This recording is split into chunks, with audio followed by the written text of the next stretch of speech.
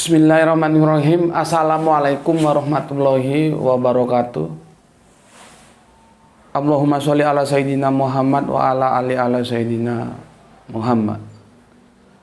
Alhamdulillah kita ketemu lagi ya dalam suasana yang banyak angin, hujan terus, dingin, sedikit gelap. Maka kita perlu kehangatan ya supaya lancar nanti kajian kita. Bismillahirrahmanirrahim.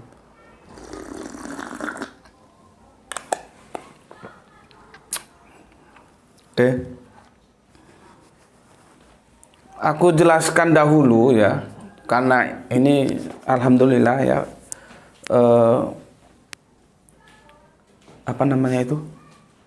subscribe kita, viewer kita itu semakin bertambah terus menuju regresi yang forecastnya itu meningkat ya, lambat tapi pasti ya. Kalau kita bandingkan awal-awal channel ini dibangunkan ya 20 orang, 25 orang, 50 orang gitu ya. Tapi dengan ketekunan kita tetap bangun bersama. Aku sebagai pembicara karena bisanya cuma ngomong dan kalian yang belajar ya. Dan bantuan dari saudara-saudara kita semua ya yang telah mensupport infak dakwah ya. Dan aku ucapkan untuk ibu yang dari Lombok dan dua lainnya tidak memberikan konfirmasi dari siapa.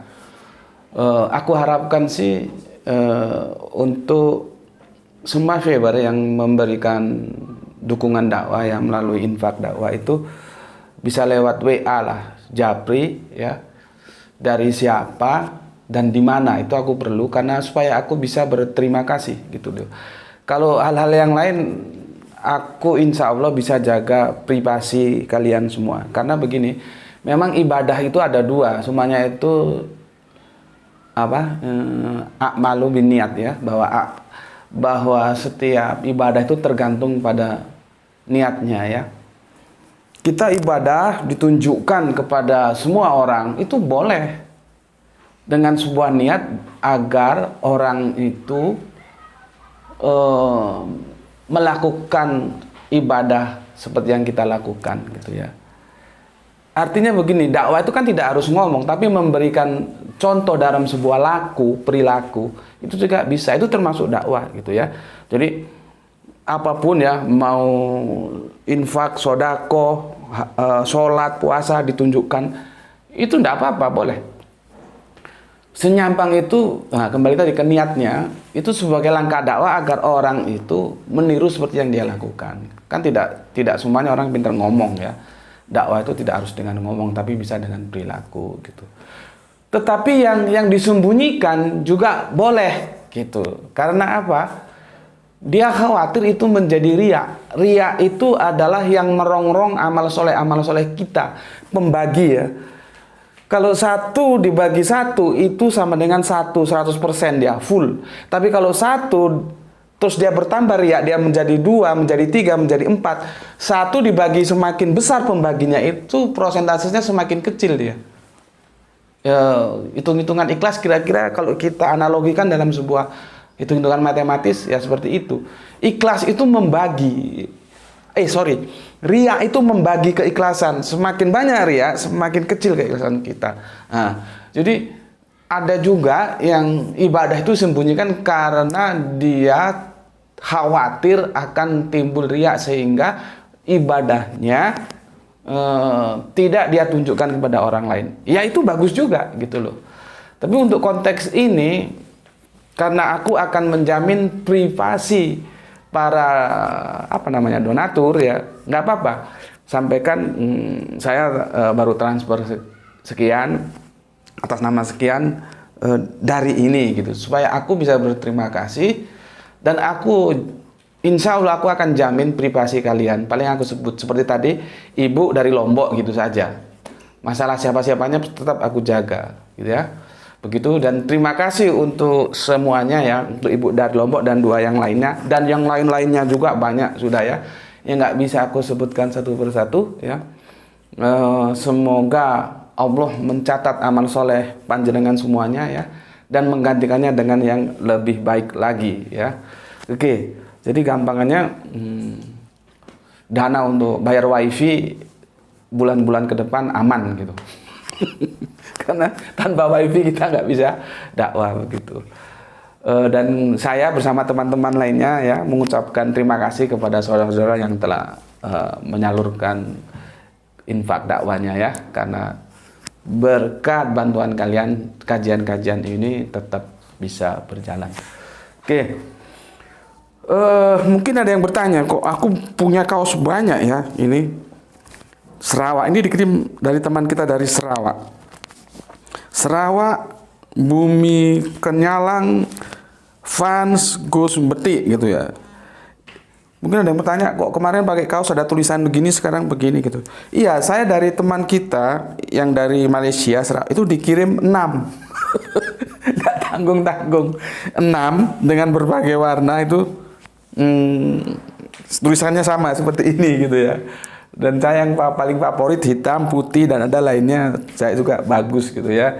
Jadi 6 yang dikirim, bukan tanggung-tanggung.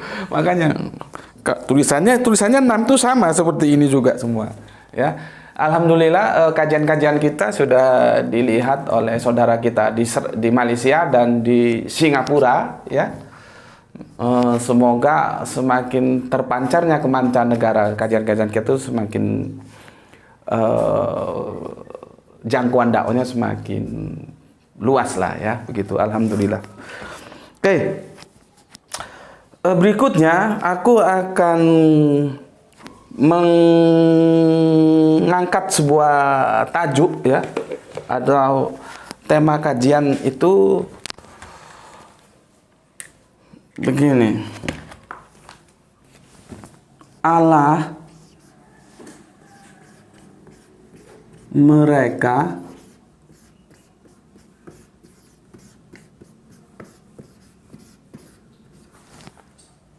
laki-laki. Ini aja ya, 2 aja ya. Oh, nanti dikirain seri kedua. Ini nggak berseri nih. Aku usahakan selesai. Laki, atau gini aja, pria gitu ya. Allah mereka pria.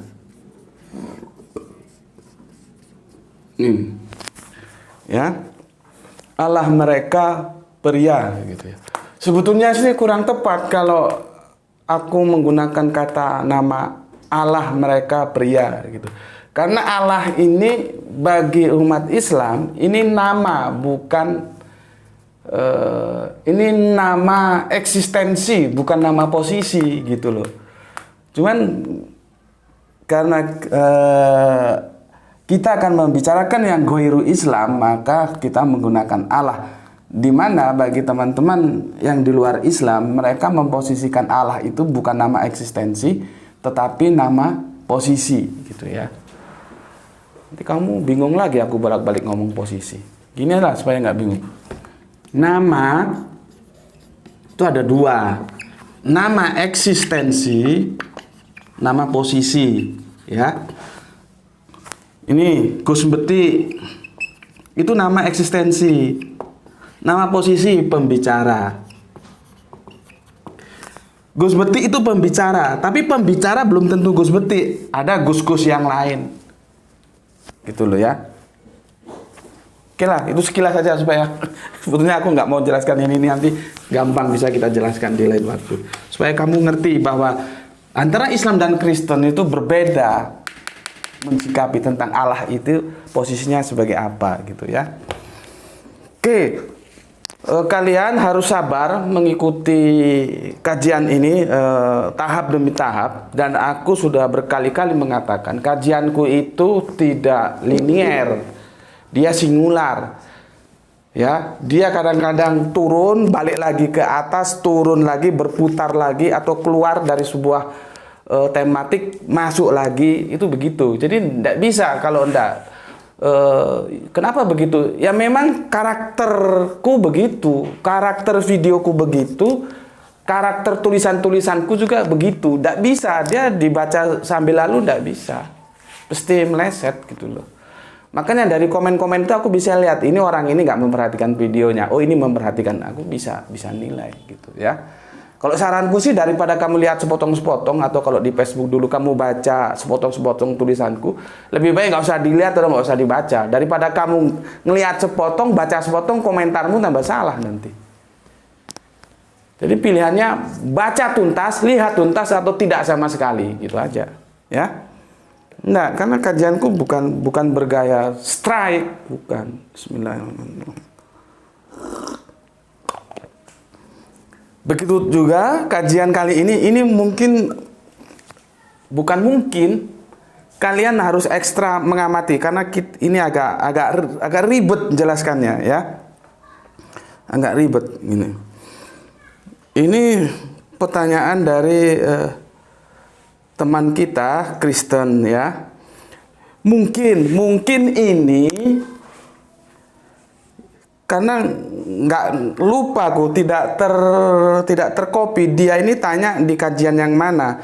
Dugaanku sih ya, dia tanya itu di kajian tentang yang bertajuk gambar dan rupa Allah. Itu lihat di huruf N ya.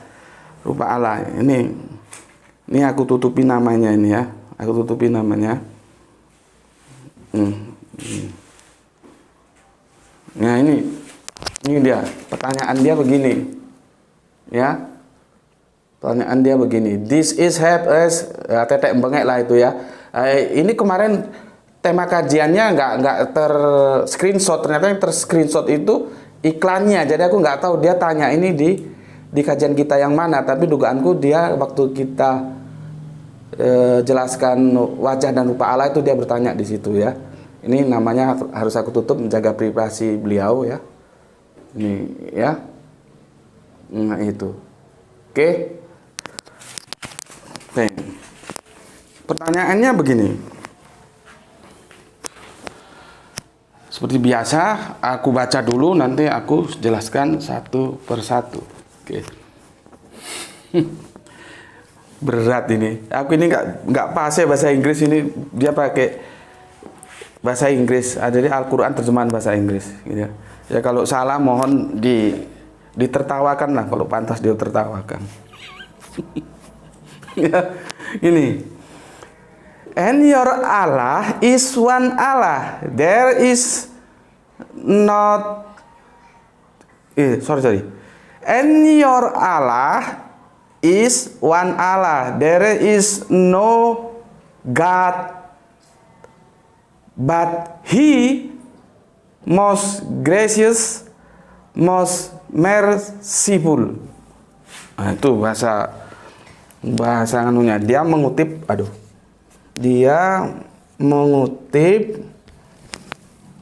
Quran surat Al-Baqarah. Tolong kalian cek surat 2 ayatnya 163 ya.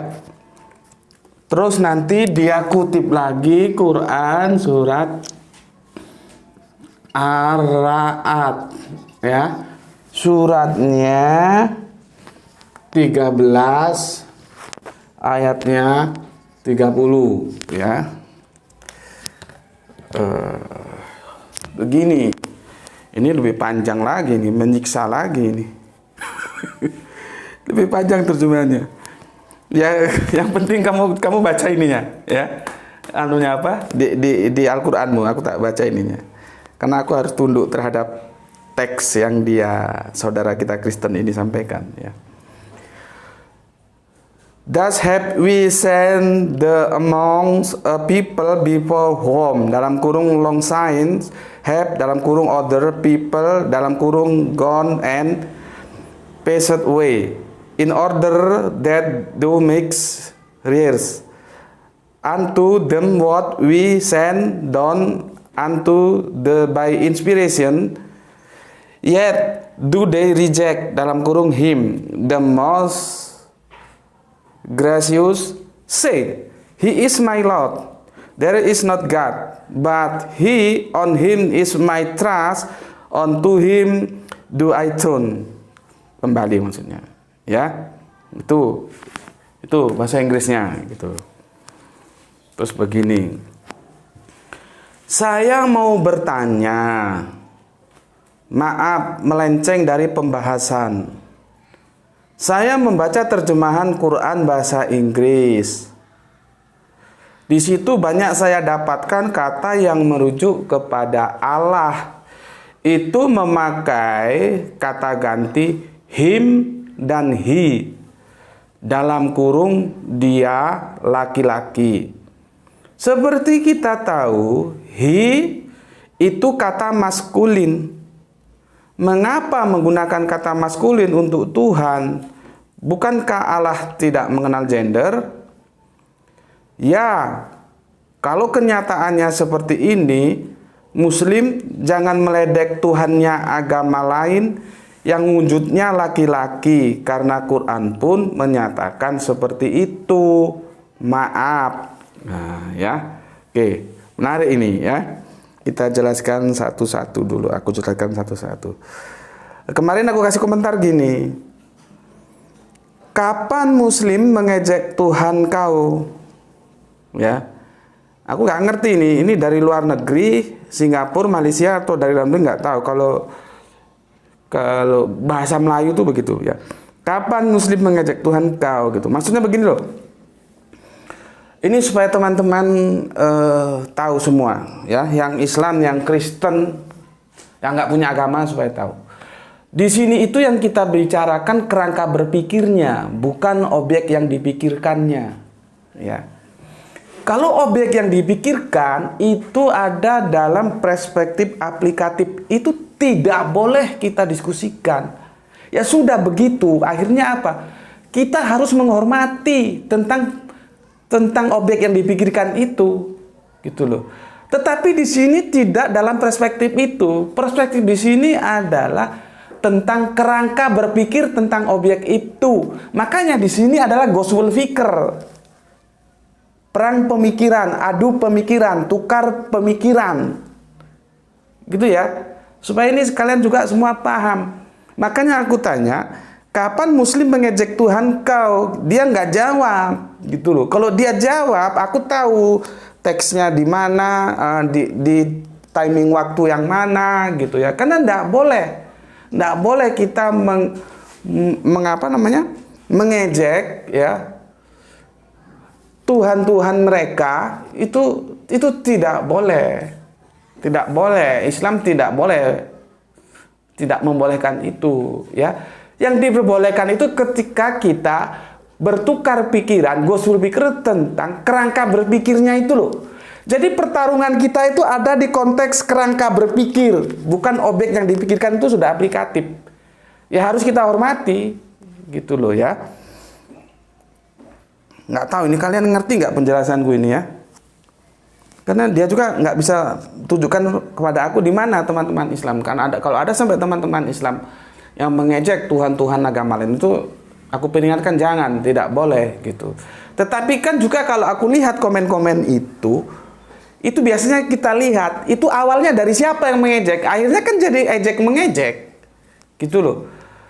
Ya, makanya tidak semudah itu kita melihat sebuah cerita kalau itu terpotong. Kita harus dari awalnya. Nah, aku tidak mau komentar lah, nanti dikirain aku berpihak. Enggak ya. Kamu lihat aja, semua komentar yang masuk itu awalnya ejekan tuh dari siapa? Lah kalau ejekan dibalas ejekan. Ya kalau kamu bercermin, kalau mukamu ganteng, tentunya di cermin itu ganteng. Kalau mukamu buruk ya cerminnya buruk, kan begitu. Kita kan jangan kita melakukan sesuatu kepada orang lain yang kita tidak suka bila orang lain itu juga melakukan kepada kita. Itu maksudku. Ya. Bismillahirrahmanirrahim. Kan berputar kan penjelasanku. Begitu. Aku nggak strike, langsung masuk ke permasalahan. Oke. Sekarang kalian bisa buka ya. Ini ya, Quran surat Al-Ankabut. Al-Ankabut ya.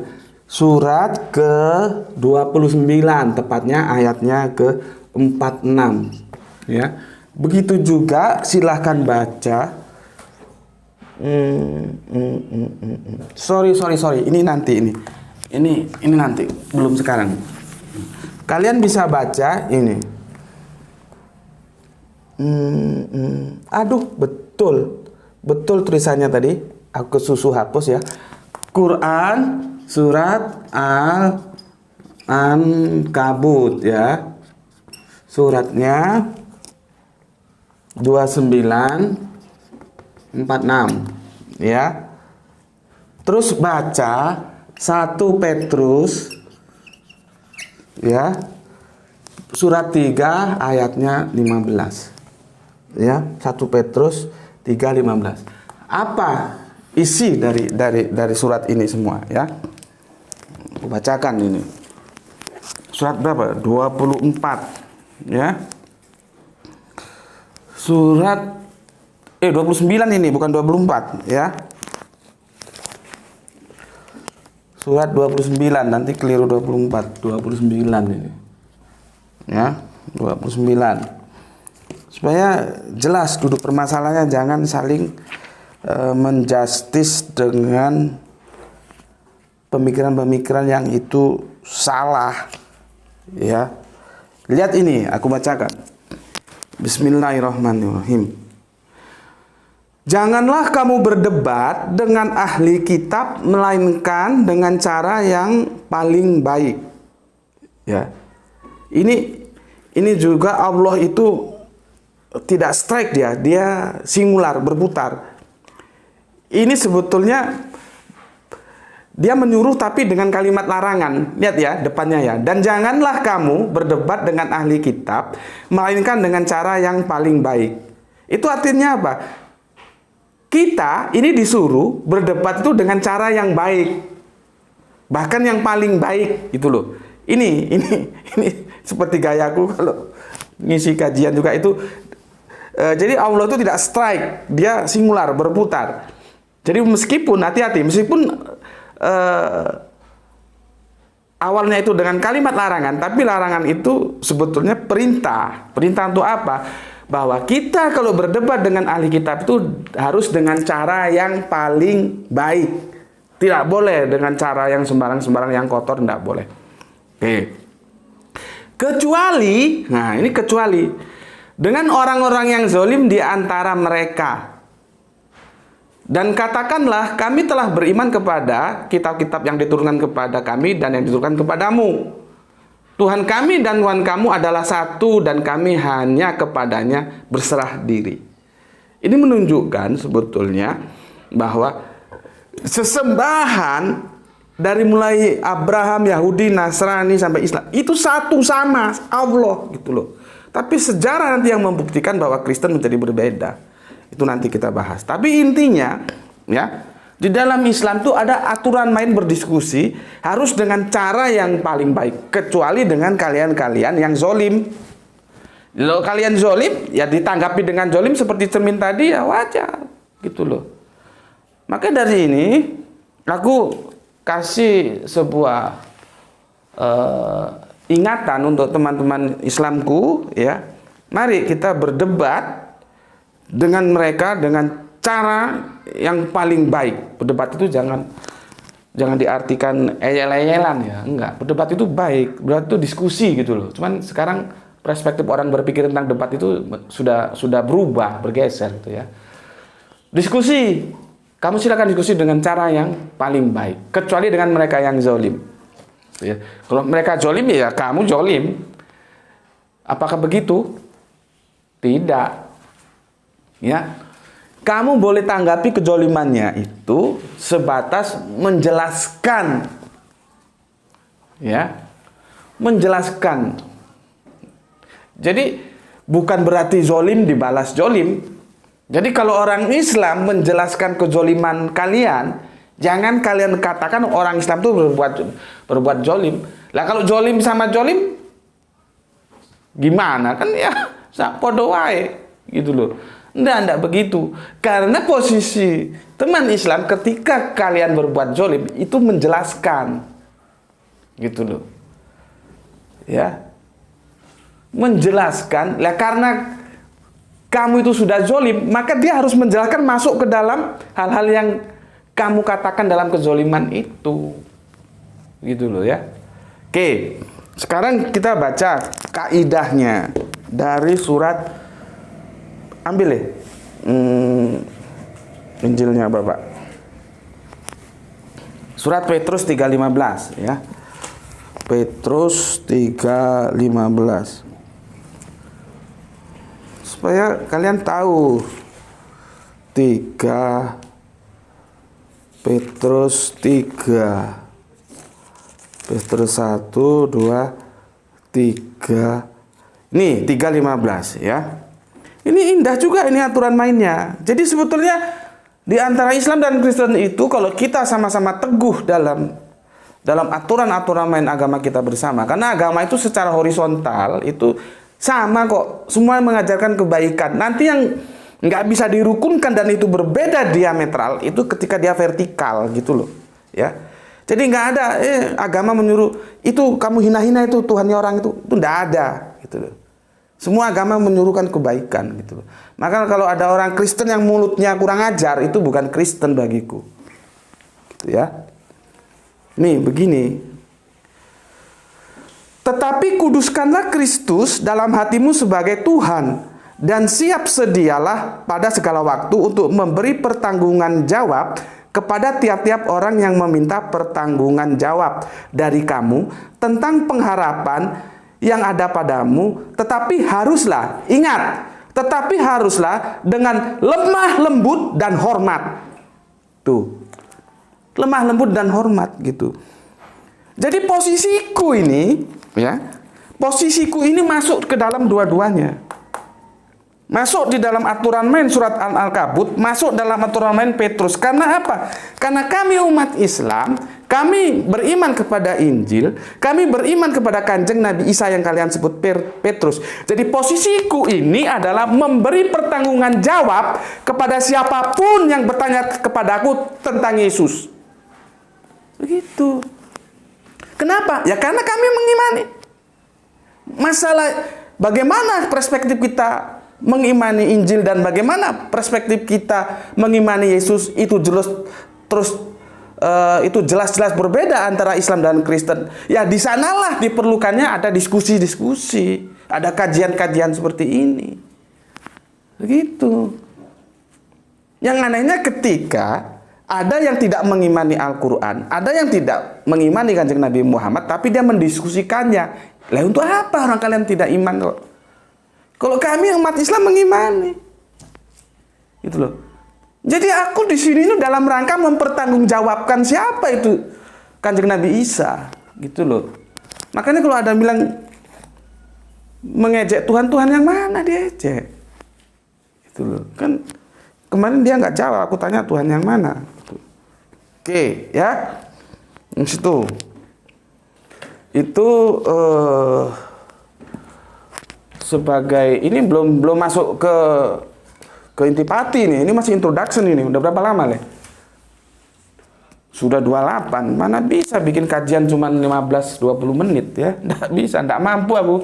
Kalau bikin kajian 15 menit, 10 menit atau 20 menit nggak bisa. Karena ini memang harus dijelaskan dan itu butuh waktu panjang ya. Jadi masalah ya kalian harus, aku juga ngerti lah ya bagaimana tidak semuanya saudara-saudara kita itu hidup dalam kecukupan yang bagi mereka beli paketan internet itu sesuatu yang bukan masalah gitu kan, yang memang tidak bisa. Tapi aku sekali lagi mohon maaf, aku tidak bisa bikin kajian hanya 15 menit 20 menitan gitu ya. Meskipun yang nonton jarang, ya itu resikoku lah. Aku tetap bertahan. Aku harus jelaskan sampai tuntas walaupun itu memakan waktu panjang. Tapi aku tetap berusaha. Seandainya bisa diperpendek, aku bikin yang maksimal 15 atau 20 menitan. Ya. Oke. Di situ. Ini sudah aku jelaskan ya. Ini satu paket nih sudah aku jelaskan ya. Ini tadi tentang laki-laki. Laki-laki. Him ini ya. Ini yang dikutip oleh saudara Kristen kita. Ini aku menjelaskan bagaimana katakanlah teknik atau aturan main berdiskusi ya. Berdiskusi. Oke. Sekarang kita mulai masuk ke intipati topik kita kali ini ya. Kasih warna merah. Pengantarnya aja sudah hampir setengah jam. Oke. Sekarang kamu buka ya. Quran surat As-Syu'ara. Suara ya, surat nomor 42 ayatnya 11 ya. Dan buka lagi Yesaya, kitab Yesaya ya, itu Yesaya 40 ayatnya ayatnya ya, pasalnya yang ke-18 ditambah lagi surat yang ke-40 pasalnya ke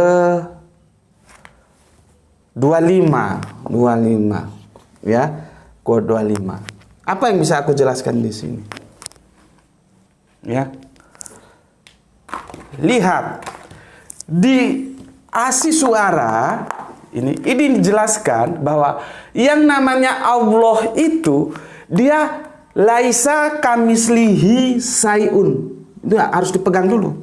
Pedomannya kita di dua ayat ini dulu supaya bisa memahami ini. Ya. Bahwa Allah itu laisa kamislihi sayun. Ya. Nah ini Yesaya ini juga menggunakan gaya bahasa singular dia. Dia tidak strike ya, dia berputar dulu dengan tanda tanya. Makanya kitab suci itu ada seninya juga, seni bahasa ya. Aku bacakan di sini. Yesaya 40 taruh sana. Ya, supaya kalian tahu. Yesaya kitab Yesaya 40. Nih ya, kamu juga buka Bibelmu, buka Perjanjian Lama. Yesaya 40 ya. Nomor 18 ini ya. Yesaya pasal 40 ayat 18. Kita baca. Jadi dengan siapa hendak kamu samakan Allah? Dan apa yang dapat kamu samakan, yang dapat kamu anggap serupa dengan dia? Ini gaya bahasa retorikanya itu sangat mantap. Dia tidak strike, dia berputar singular. Intinya apa? Allah itu jangan kamu samakan dengan siapapun. Dan tidak ada yang serupa dengan Allah. Sama dengan ini, laisa kamislihi sayun. Nanti kalau di teman dalam perspektif Islam, kalau kita ngaji itu ada yang namanya sebentar. Ada yang namanya mukhalafatul lil hawadisi ya. Sayang ini nggak bisa dibuka. Coba di anu supaya bisa dibuka ya. Mukhalafatul lil hawadisi, dia berbeda dengan yang lain. Sudah bisa? Dia berbeda dengan yang lain gitu. Maka itulah dari ketentuan-ketentuan inilah kita bisa tarik bahwa yang Allah itu dia jadi absolut. Karena nggak ada yang menyamai. Belum. Ya, jadi Allah itu absolut. Untuk apa kalian menganggap sesuatu yang relatif? Ada yang menyamai, lalu kalian anggap itu Allah. Kalau yang gondrong-gondrong begini kan banyak, gitu loh. Itu relatif namanya. Ini gondrong. Nanti kalau dibandingkan dengan temanku yang segini, itu lebih gondrong lagi. Ya, itu relatif. Ya, ini menjadi tidak gondrong. Tapi kalau ini dibanding dengan temanku yang rambutnya pendek, ini menjadi gondrong. Itu namanya relatif. Lalu untuk apa? Sesuatu yang relatif dijadikan Allah. Sedangkan kitab suci mengatakan Allah itu absolut. Satu-satunya, tunggal. Maka dia menjadi absolut. Karena nggak ada yang nyamai. Berarti dia tunggal. Kalau ada yang nyamai, mana tunggal gitu loh. Ya. Itu hanya sekilas saja, bukan nanti kita kaji tersendiri dalam konteks apa itu Allah yang absolut itu gimana gitu ya. Aku mau fokus ke laki-lakinya dulu itu. Oke, mana ini? Ya. Nah ini, mukhalafatul lil hawadisi itu adalah berbeda dengan yang baru, berbeda dengan yang lainnya. Gitu. Jadi enggak bisa disama-samakan, itu enggak bisa gitu ya. Ini sudah supaya paham, enggak bisa disama-samakan. Oke. Tuh 40-25-nya sama lah, 40-25-nya juga begitu ya. 40. Coba pegang-pegangin gini supaya nggak nutup dia. 40 yang 25 sama kok, substansinya sama. Begini. Dan dengan siapa hendak kamu samakan aku, seakan-akan aku ini seperti dia, Firman yang Maha Kudus. Jadi Firman yang Maha Kudus itu ngomong, ya. Yang Maha Kudus itu ngomong lewat firman-Nya itu loh. Ini firman ini. Firman-Nya siapa? Firman-Nya yang Maha Kudus ngomong. Ya, ini aku ngomong firman harus hati-hati juga ini. Karena nanti disalah tanggapi lagi, dipelintir lagi. Pada mulanya firman bersama-sama dengan Allah dan firman itu adalah Allah. Itu lain lagi nanti ceritanya. Ya. Karena nggak mungkin ini Yesus ngomong, ya Yesus belum lahir kok. Ya. Ini Allah yang ngomong. Dengan siapa hendak kamu samakan aku? Itu Allah. Seakan-akan aku, Allah itu seperti dia. Gitu loh. Firman yang Maha Kudus. Itu gimana itu menerjemahkannya? Pertama, bahwa ini adalah firman dari yang Maha Kudus, yaitu Allah, ya. Tapi kalau mau kalian tarik bahwa firman yang Maha Kudus itu Yesus, maka dia menjadi benturan juga. Artinya begini, dengan siapa hendak kamu samakan aku? Seakan-akan aku sama seperti dia, sama dengan Yesus, firman yang Maha Kudus.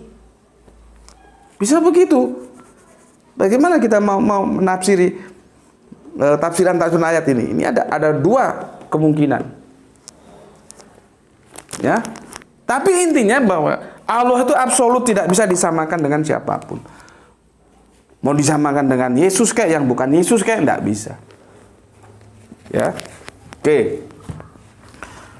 Ini sudah ya. Sekarang kita ke surat ini ya, Al-Baqarah 2163 dan Ar-Ra'd 1330 ya. 1330. Oke. Nanti sebelum ke situ kita harus ke apa ini? Ke surat An-Nur 2438. An-Nur 24. Bentar, pelan-pelan. 24 38. Oke. Ya. Ini boleh aku hapus ya, karena aku mau menjelaskan ini. Ya. Ini sudah aku jelaskan ya. Boleh aku hapus lah. Ya. Ya. Atau jangan dulu, nanti kalian bingung. Jadi gini loh maksudku. Maksudku tuh begini. Allah itu absolut. Dia tidak bisa disamakan dengan siapapun. Siapa yang absolut itu? Ya ini yang Hi ini. Gitu loh. Ya. Ini absolut. Ini absolut. Ini absolut. Ya. Dia tidak bisa disamakan dengan apapun. Jadi apakah, intinya begini loh.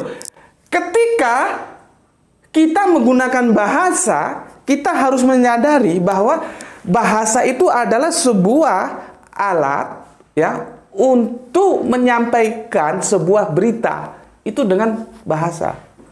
Tapi bagaimanapun pentingnya bahasa, artinya bahasa itu penting. Namun demikian dia tetap punya keterbatasan. Gitu loh. Jadi ketika Allah itu sudah dinyatakan dalam Yesaya dan Quran surat Asy-Syura sebagai sesuatu yang absolut. Kita tidak bisa menggunakan him dan he ini sebagaimana kita maknai laki-laki seperti kita. Nggak bisa. Gitu loh. Sekarang aku mau tanya, mau diganti apa kalau tidak him dan he? Apa hi? Apa si? Gitu. Terus argumentasinya apa kalau hi? Si kalau apa? Kalau perempuan ini hi, si. Kalau him apa? Kalau perempuan her.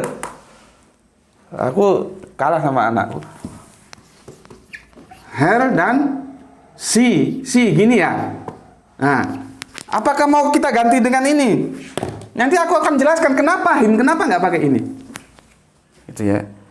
Ya ini teman-teman Islam mohon memaklumi, aku menggunakan istilah-istilah bahasa Inggris ini karena saudara Kristen kita menggunakan terjemahan Inggris, jadi supaya klop, supaya teman Kristen kita ini mudah memahaminya ya. Itu ya. Udah paham ini ya? Apakah him ini akan kita terjemahkan laki-laki sedangkan Allah itu absolut? Oke. Nah, sekarang aku akan mengajak kalian ya ke sini. Mana ya? Nampak sini deh. Aku kasih garis gini ya. Ini tempatnya sempit ini ya. Tempatnya sempit. Jadi ya harus bagi-bagi begini. Supaya nggak tercampur ini aku kasih garis gini lah ya. Sekarang kita membahas Quran surat An-Nur. Ya. An-Nur suratnya nomor 24 37 ya. 37 ya. 24 37.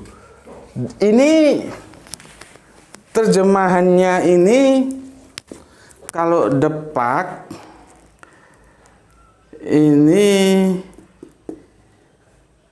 nggak tahu apakah dia tahu atau tidak ya. Karena tekstualnya begitu, tapi apa yang dia pahami, aku juga belum tahu apakah Depak itu sama dengan yang aku pahami, juga belum tahu. Yang jelas begini. Sebentar, coba yang 24 37 24 35 36 37. Nah, nih semoga teman-teman tahu ya. Ini ya, kita akan diskusikan sebagai alat penjelaskan ini. Nih ya. Ini ya, surat 24 ya. Nomornya 37. Ini Rijal orang ya, diterjemahkan orang. Rijal orang ya. Di sini diterjemahkan orang. Ya. Padahal semua tahu. Kalau sudah tahu bahasa Al-Qur'an, rijal itu apa? Itu tahu. Orang itu kan ada dua. Ada orang laki-laki, ada orang perempuan, ya. Terus ini, lihat. Di sini Depak ini diterjemahkan laki-laki. Nah, sekarang kita tahu bahwa rijal itu orang yang jenis kelaminnya, gendernya laki-laki. Ya, tidak masalah diterjemahkan laki-laki, tapi Depak paham nggak yang dimaksud laki-laki itu apanya? Gitu ya. Ini perikopnya, mereka yang mendapatkan pancaran nur ilahi, ya. Oke. Udah paham di situ? Sekarang aku giliran menjelaskan. Ya. Tak ngombe sih. Aduh. Kesel aku. Karena membungkuk sama bawa buku itu juga membuat kita harus menahan napas. Bismillahirrahmanirrahim.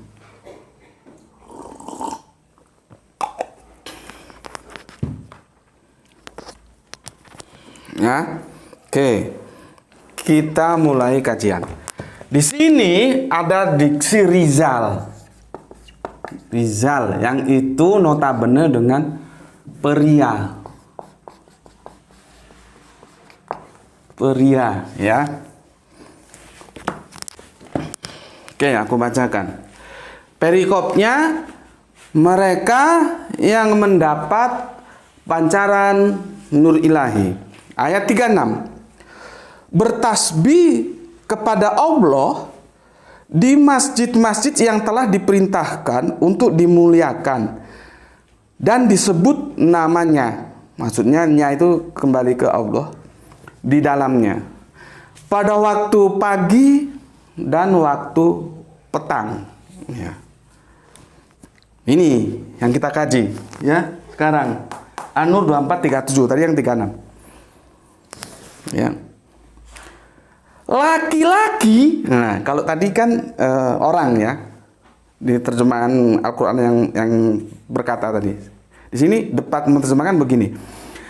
Laki-laki yang tidak dilalaikan oleh perniagaan dan tidak pula oleh jual beli dari mengingat Allah dan dari mendirikan sembahyang dan dari membayarkan zakat, mereka takut kepada suatu hari yang di hari itu hati dan penglihatan menjadi goncang.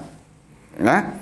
Mereka mengerjakan yang demikian itu supaya Allah memberi balasan kepada mereka dengan balasan yang lebih baik dari apa yang telah mereka kerjakan. Dan supaya Allah menambah karunia-Nya kepada mereka. Dan Allah memberikan rezeki kepada siapa yang dikehendakinya tanpa batas. Tuh, jadi satu perikop 3 surat aku baca semua ya. Kita menghindari supaya tidak ada terjadi salah pemahaman karena mencuplik ayat per ayat ya. Kita usahakan utuh gitu. Oke, sekarang aku akan menjelaskan kepada kalian semua laki-laki itu apanya. Rizal itu apanya dalam konteks ayat 37. Ya, sekarang begini, kalau kita berbicara faraid, oh ini teman kita yang kafir nggak ngerti faraid ya. Faraid itu apa ya? Faraid itu hukum waris, ya, hukum waris. Faraid itu, ya, hukum waris. Itu dia kalau berbicara laki-laki dan perempuan, itu jelas dia berbicara gender. Tuh loh, ya. Itu jelas dia berbicara gender. Karena dalam hukum Islam, perhitungan waris antara laki-laki dan perempuan itu tidak sama. Dan begitu juga dalam budaya Jawa, ya, itu tidak sama waris itu. Kalau dalam perspektif Jawa itu ketemu dengan Islam ya. Cara membagi waris itu namanya sepikul segendongan. Kalau laki-laki dapat sepikul, anak yang perempuan mendapat segendongan. Tentunya otak kalian tahulah ya, kalau sepikul itu 2, depan belakang. Kalau gendongan itu 1, digendong di sini. Ya, di apa nih namanya? Apa nih namanya nih? Pundak atau bahu. Jadi intinya, pengertiannya, pembagian waris laki-laki dan perempuan itu 2:1. 2/1. Nah ini kalau kita baca di surat Faraid itu, kalau nggak salah surat apa ya? Ada di Al-Quran, tolong aku dibantu di surat apa itu. Itu dia sudah berbicara seper-seper itu. Bayangkan abad ke-7 berbicara seper-seper itu, perhitungan matematisnya gimana itu? Betapa canggihnya Al-Quran. Abad segitu sudah berbicara seper-seper perbandingan. Makanya aku kalau ada orang tanya waris tentang aku, selama itu waris dari orang tua ke anak, itu aku masih bisa. Tapi kalau sudah waris, nanti istri dapat berapa, bapak dari ibu dapat berapa, bapak dari anak, aduh gimana, itu aku nggak mampu. Aku paling silakan cari yang lain yang lebih mampu itu. Karena itu berbicara seper-seper tuh, matematisnya jelimet. Bayangkan, abad segitu sudah berbicara matematis tingkat tinggi. Ya. Itu fakta. Nah, kalau berbicara waris faraid ya, baru nanti laki-laki dan perempuan itu berbicara tentang gender. Tetapi apakah setiap ada penjelasan laki-laki dan perempuan itu harus dipahami sebagai gender? Oh, nanti dulu. Contohnya di sini. Ya. Ini rijal, ini orang laki-laki, inilah pria atau laki-laki, itu tidak dipahami sebagai gender, tetapi dia dipahami sebagai karakter. Ngerti kalian? Dia tidak berbicara gender, karakter. Itu loh. Ya. Jadi ini berlaku untuk laki-laki dan untuk perempuan, untuk semuanya. Dia berlaku untuk semuanya karena dia tidak berbicara gender, dia berbicara karakter. Karakter laki-laki itu seperti itu loh, yang tidak dilalaikan oleh perniagaan dan tidak pula oleh jual beli dari mengingat Allah. Artinya dia selalu mengutamakan bagaimana mengingat Allah tidak terbuai dengan perniagaan, mungkin dia konglomerat bisnis atau apa segala macam, terserahlah. Dengan jual beli ya. Hari ini ada janjian transaksi apa sehingga dia melupakan sholat. Oh, tidak mungkin, tidak mungkin. Karakter laki-laki tidak mungkin. Laki-laki itu harus mengutamakan mengingat Allah. Kalau dibanding apapun itu harus ditinggalkan. Mengutamakan bagaimana kita ingat kepada Allah. Itu karakter laki-laki. Aku tuntaskan. Ya. Mendirikan sembahyang, membayar zakat. Mereka takut kepada satu hari yang hati dan penglihatan menjadi goncang. Itu loh. Ini berbicara karakter. Kalau gini ini karakter yang bagus, karakter diwakili oleh laki-laki. Ini tapi tidak berbicara gender. Karena apa? Perempuan pun mengharapkan seperti ini. Perempuan yang soleha pun akan selalu mengutamakan mengingat Allah daripada yang lain. Nah, kalau ini dipahami sebagai laki saja, berarti perempuan nggak begitu dong. Kan begitu jadinya. Ini harus canggih kerangka berpikir, memahami teks-teks suci itu otaknya harus canggih. Gitu loh. Makanya aku tidak keberatan kalau Depak menerjemahkan rijal laki-laki. Memang laki-laki. Cuman yang jadi masalah, yang dipahami Depak itu apa? Laki-laki sebagai gender atau laki-laki sebagai karakter? Kalau laki-laki sebagai karakter, benar. Jadi ini karakter. Ya, karakter dia. Meskipun lebih jelas dari him dan he, orang dia sudah jelas rijal kok. Itu laki-laki, nggak bisa diterjemahkan lain, nggak bisa. Ya, itu rijal itu laki-laki. Cuman kita harus paham bahwa di situ rijal itu tidak berkata dalam perspektif gender, tetapi berperspektif karakter. Itu. Mungkin aku gini ya, kasih contoh dalam perspektif budaya Jawa aja lah ya, supaya kalian bisa menangkap penjelasanku tentang who is karakter ya. Siapa itu karakter dan bagaimana itu karakter. Begini loh. Misalkan ya, ini dalam seloroh itu kata-kata bisa serius bisa enggak serius ya. Seloroh Jawa. Itu begini. Misalnya, ayo wis budal saiki. Waduh, kali ini banjir, wedi aku gak wani nyebrang gitu. Nah, aku Indonesia kan begini. Nanti kalau kurang jelas tanya sama temanmu yang Jawa. Misalkan kita mau ke desa seberang, harus lewat kali itu sungai, tapi sungainya banjir sedang hujan. Ini ada sekelompok pria, ya, mau menyeberang. Gitu. Yang satu mengajak, ayo wes nyebrang wes, mumpung saiki durung peteng ayo nyebrang. Yang satu bilang, aduh gak wani aku, kali ini banjir gitu. Ayo kita nyebrang yuk, mumpung belum gelap hari ini. Yang satu bilang, waduh nggak berani aku, sungainya banjir gitu. Nanti kita lanjut bagaimana gitu. Terus kata yang laki-laki ini, yang satunya lagi, yang ngajak nyebrang itu, kon nek gak wani kon muleo, kon sewekan wae kon gawe sewek muleo, kon wedok. Nah, itu artinya kamu kalau nggak berani, kamu pulang pakai sewek. Sewek itu jari. Artinya apa? Karaktermu itu kamu laki-laki tapi karaktermu perempuan. Jelas? Jelas nggak? Jelas ya? Jadi laki-laki ya yang tidak berani melakukan sebuah perjalanan hidup yang penuh tantangan ini, penuh perjuangan ini, ya. Karena agama itu harus diperjuangkan, harus diusahakan. Nanti kita ngaji tentang iman.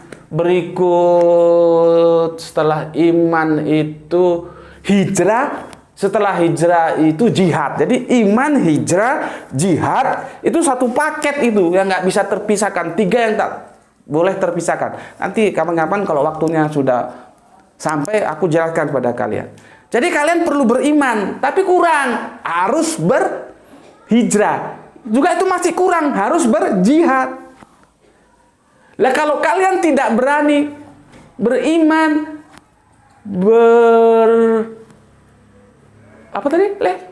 berhijrah, tidak berani berjihad, ya kon mulio, kamu pulang aja sewean pakai jari, pulang pakai jari, pakai jarinya perempuan itu. Gitu loh.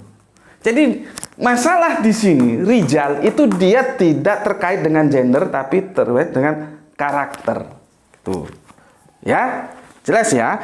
Maka di sini ya him dan he itu dia tidak bisa dikatakan sebagai laki-laki, tapi sebagai karakter. Nah, di antara laki-laki dan perempuan, tentunya yang lebih powerful itu kan ya laki-laki. Nggak mungkin Allah itu memakai kata ganti her dan she. Nggak mungkin. Sedangkan digambarkan dengan ini pun itu sebetulnya masih belum bisa menggambarkan kekuasaan Allah yang sesungguhnya, belum bisa. Karena itu tadi aku bilang, bahasa itu bagaimanapun punya keterbatasan. Ini sebetulnya mau menggambarkan bagaimana bahwa Allah itu powerful. Dan powerful itu kita tahu adalah milik laki-laki, bukan milik perempuan. Sehingga dia tidak mungkin menggunakan her dan she. Tetapi di sini ya, powerful itu adalah berbicara karakter, bukan gender. Gitu loh. Jadi orang Islam tidak pernah mengatakan Allahnya itu apa laki-laki, apa Allahnya itu perempuan, nggak ngerti. Karena itu gaib. Allah bilang, jangan pikirkan tentang zatku, tapi pikirkanlah ciptaanku. Gitu loh. Coba kau lihat lagi videoku tentang apabila engkau ingin mengerti tentang zat Allah secara objektif, lebih baik kamu tidak usah percaya kalau Tuhan itu ada.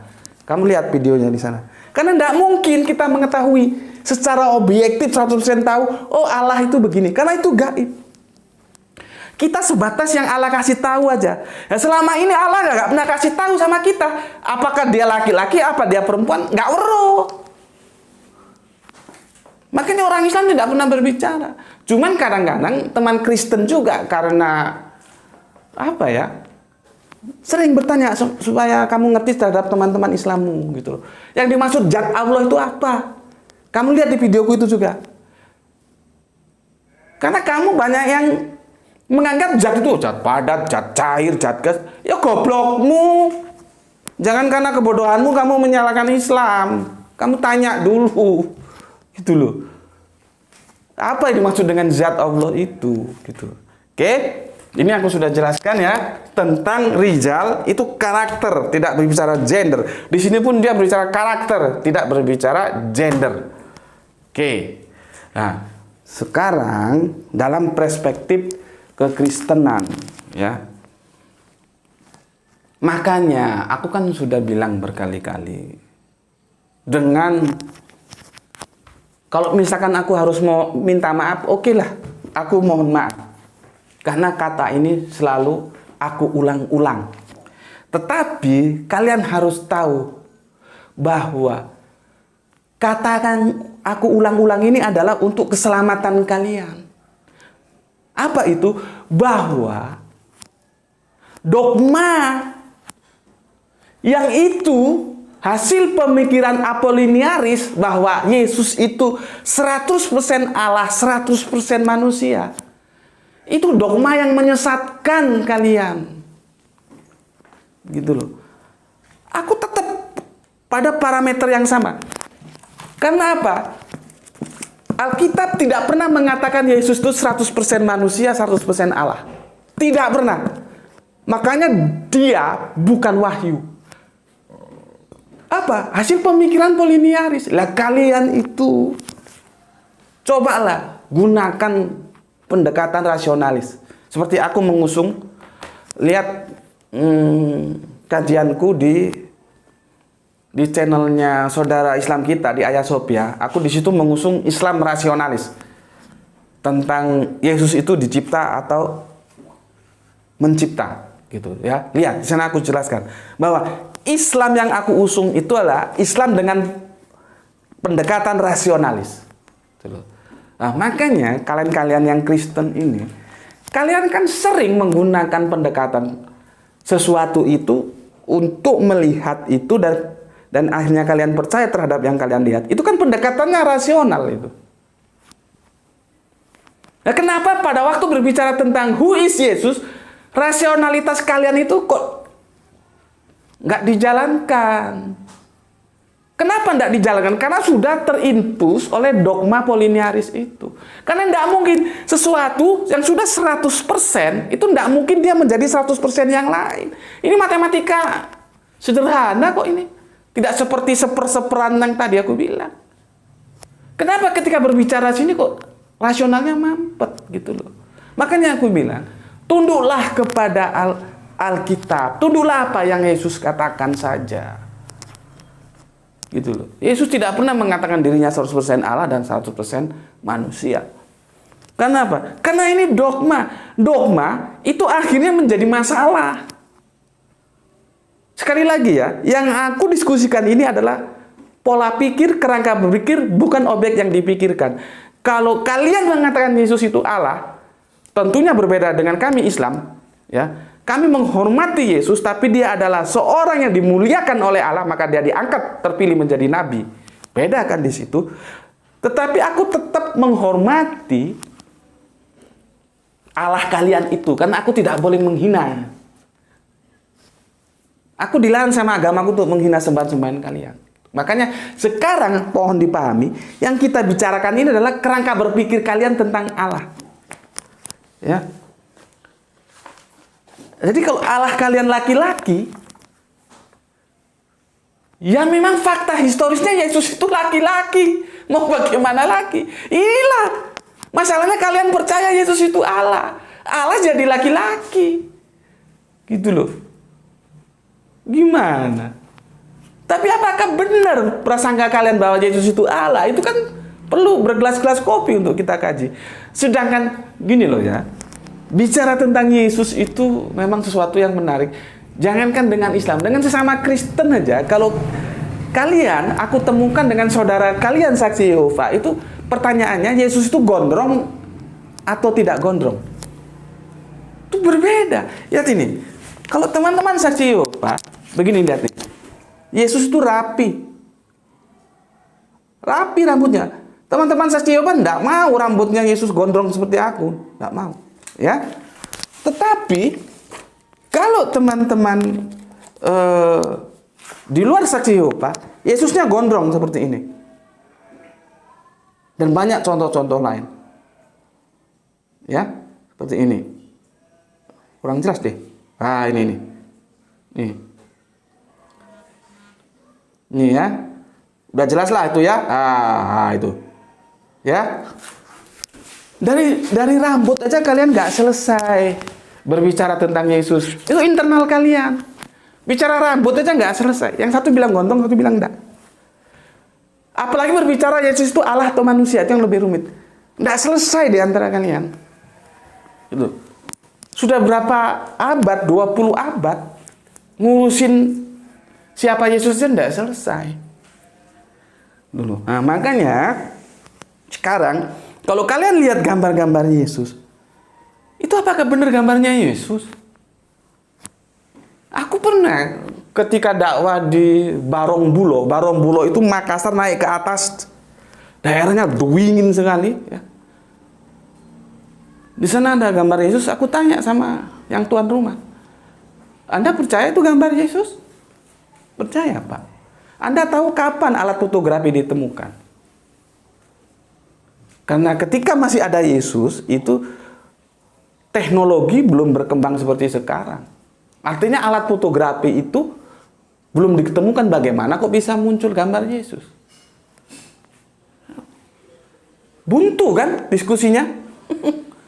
Makanya gambar-gambar Yesus yang ada, itu perspektifnya itu, genetikalnya itu lebih dekat ke genetika Eropa. Padahal kita tahu, Yesus itu Semitik, sama dengan orang Arab itu Semitik, sama dengan orang Israel itu Semitik. Rasnya itu Semitik, lain, lebih halus. Kalau Eropa itu memang putih tapi kasar.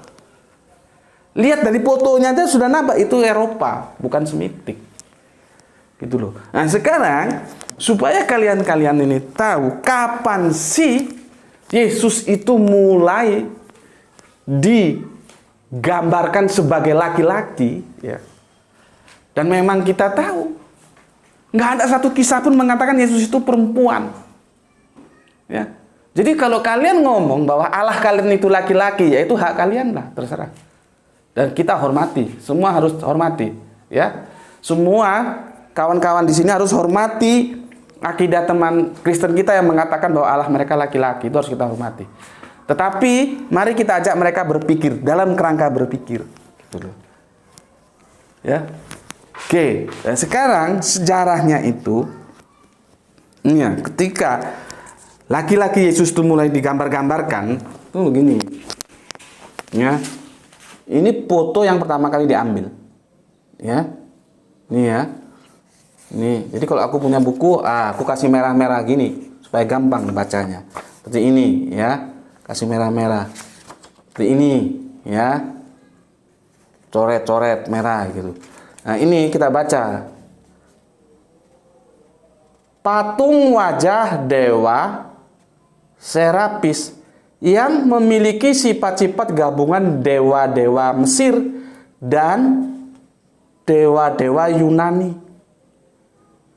Sejak Kaisar Konstantinus Agung berkuasa abad keempat, ya, wajah Serapis diambil alih menjadi wajah Yesus Kristus.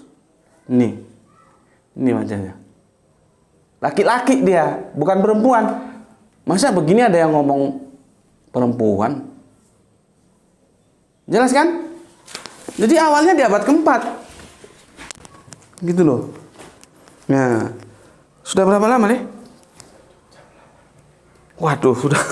Sebentar Mas, aku minum sebelum aku tutup. Ya. Aku minum. Bismillahirrahmanirrahim. Aku tambahkan dikit mumpung aku belum lupa. Ya. Begini nih, dalam kaidah-kaidah ini teman Kristen hanya sekedar tahu aja ya. Nanti kalau mau belajar ya belajar kepada teman-teman Islam. Dalam kaidah-kaidah sorob nahu, ya, aku bilang sorob nahu ya, bukan nahu sorob. Salah. Nahu sorob itu. Masa kalimat dulu tahu baru kata? Enggak, kata dulu baru kalimat. Radikal kan pemikirannya. Karena aku menantang umum. Gitu loh. Enggak urusan. Selama aku punya argumentasi untuk membenarkan, aku bilang salah, benar. Ya, jadi bukan nahu sorob, tapi sorob nahu.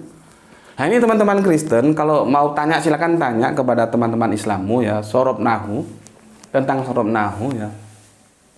Biasanya tak marbuto itu untuk menunjukkan gender bahwa dia perempuan. Tetapi apakah setiap ada tak marbuto itu menunjukkan dia perempuan? Tidak. Gitu loh. Jadi konteksnya harus dipahami. Berbicara dalam apa? Ini juga kan konteksnya harus kita pahami. Nggak bisa kita hanya lari ke teks dengan meninggalkan konteks. Ya, nggak bisa. bagaimanapun kita harus dulu singgah di teks, baru kita lari ke konteks. Kalau kita meninggalkan teks, langsung lari ke konteks, amburadul sudah. Teksnya dulu, baru kita pahami, oh konteksnya apa. Ya. Begitu juga dengan tak marbuto. Sebagai contoh begini ya. Ini aku kasih contoh aja, nggak usah aku tulis lah, waktunya sudah 1 jam lebih.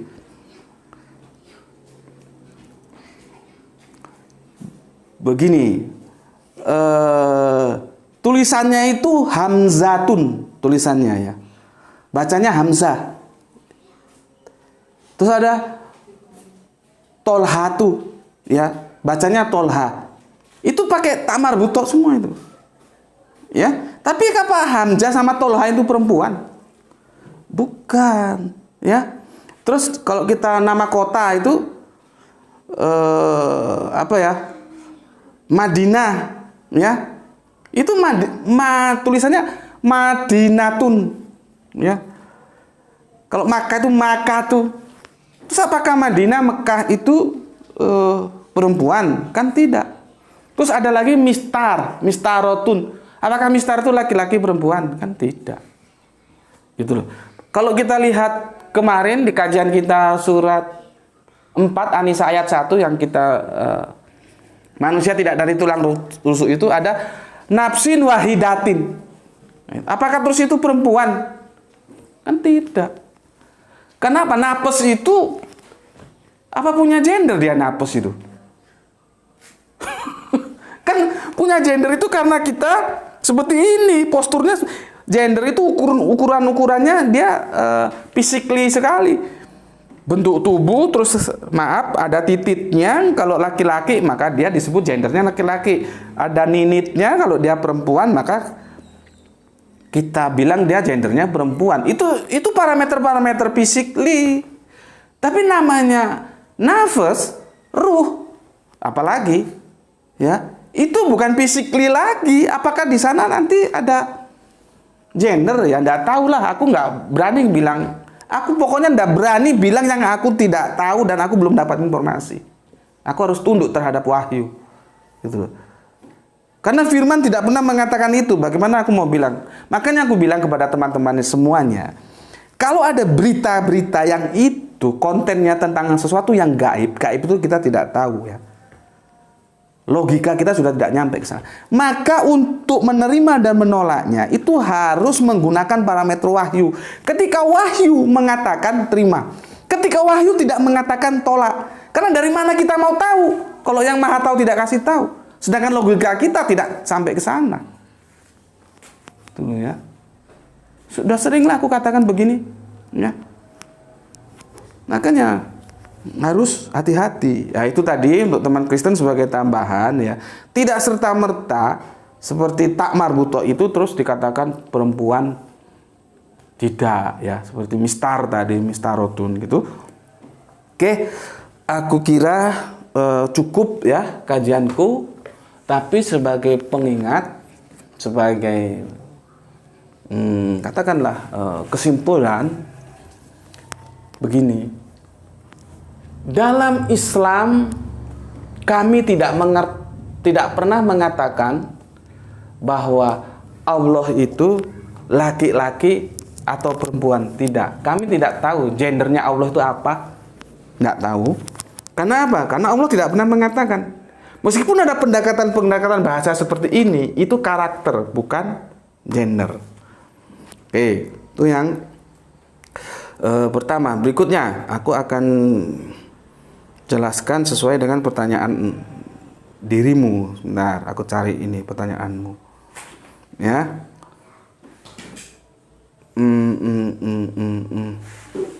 Sebentar. Nah ini terus begini. Ya kalau kenyataan seperti ini Muslim jangan meledek Tuhannya agama lain yang wujudnya laki-laki. Karena Quran pun menyatakan seperti itu. Maaf saudaraku ya. Maaf sekali lagi maaf ya. Kami itu tidak meledek Tuhan kalian. Makanya aku mengajak semua teman-temanku saudara Muslim begini. dengarkan, kupingmu itu dengarkan. Kita tidak boleh mengejek Tuhan-Tuhan yang lain selain Islam, termasuk Tuhannya orang Kristen juga tidak boleh diejek. Ya, tadi aku sudah jelaskan lah di depan tadi ya tentang ayat ini ya. Teknik berdiskusi ini ya sudah aku jelaskan. Jadi teman-teman Kristen juga jangan overestimate. Kami tidak, seperti kajian ini, tidak mengejek Tuhan Anda. Silahkan, kalau Anda mengimani bahwa Tuhan Anda laki-laki, itu silahkan, kami hormati gitu. Kan seperti yang aku jelaskan tadi, gambar dewa tadi itu kan. Silahkan, kami hormati, tidak ada masalah. Dan yang perlu kamu tahu ya, perlu kalian tahu teman-teman Kristenku, yang kita bacakan ini adalah kerangka berpikir tentang Tuhan itu yang kita diskusikan. Jadi ini adalah kerangka berpikir itu, bukan Tuhannya itu. Kalau Tuhanmu itu, yang Yesus itu memang historis mengatakan dia laki-laki dan seperti katamu di sini, ya. Ya kalau kenyataan seperti ini, Muslim jangan meledek Tuhannya agama lain yang wujudnya laki-laki. Tidak, kami tidak mengejek, ya. Silahkan Anda beriman kepada Tuhan Anda yang Allah itu laki-laki, ya. Itu silahkan dan kami hormati ya. Oke, itu aku jelaskan supaya diskusi kita itu menarik ya, tidak saling hujat, tidak saling menistakan, tidak boleh begitu ya. Itu sebatas yang aku mampu jelaskan untuk saudara Kristenku, dan untuk semuanya aku ucapkan terima kasih dan sampai ketemu lagi dalam kajian-kajian berikutnya. Ini aku harus persiapan, sudah mau maghrib. Oke ya, itu dulu. Assalamualaikum warahmatullahi wabarakatuh.